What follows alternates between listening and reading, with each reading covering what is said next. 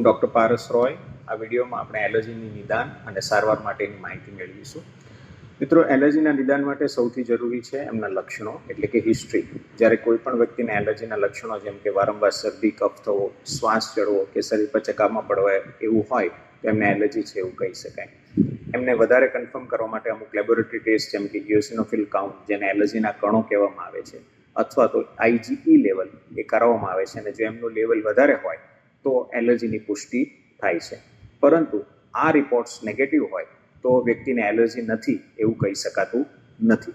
બીજા અમુક specific test એલર્જન્સ, એટલે કે શેની એલર્જી છે એની જાણવા માટેના થાય છે, જેમ કે એલર્જન સ્પેસિફિક IG લેવલ અને skin prick test. Skin prick test એ એલર્જીનો ખૂબ મહત્વનો ગોલ્ડ સ્ટાન્ડર્ડ રિપોર્ટ છે કે જેનાથી આ કયું એલર્જન્સ એલર્જી કરે છે જાણી શકાય છે અને એ સારવારમાં મદદરૂપ થાય છે. ટ્રીટમેન્ટ બાબતે જો આપણે વાત કરીએ એલર્જીના, તો એના મુખ્યત્વે બે પાસા છે. એક, એવોઇડન્સ ઓફ એલર્જન, જે સૌથી મહત્વનું છે, એટલે કે એલર્જન્સ જેનાથી એલર્જી થાય છે તેનાથી બચવું.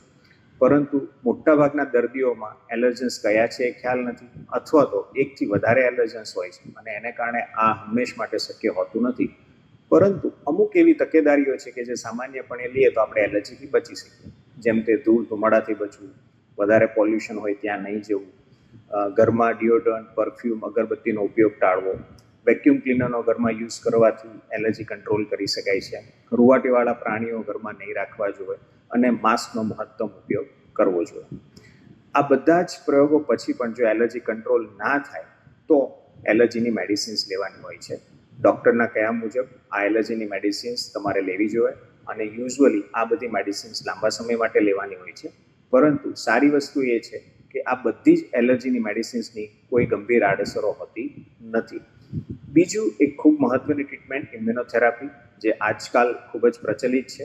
એમાં એલર્જન સ્પેસિફિક, એટલે કે જેની એલર્જી હોય એનું વેક્સિન્સ બનાવી અને નાનો ડોઝ દર્દીને આપવામાં આવે છે કે જેથી એલર્જી અમુક લોકોમાં મટાડી શકાય છે.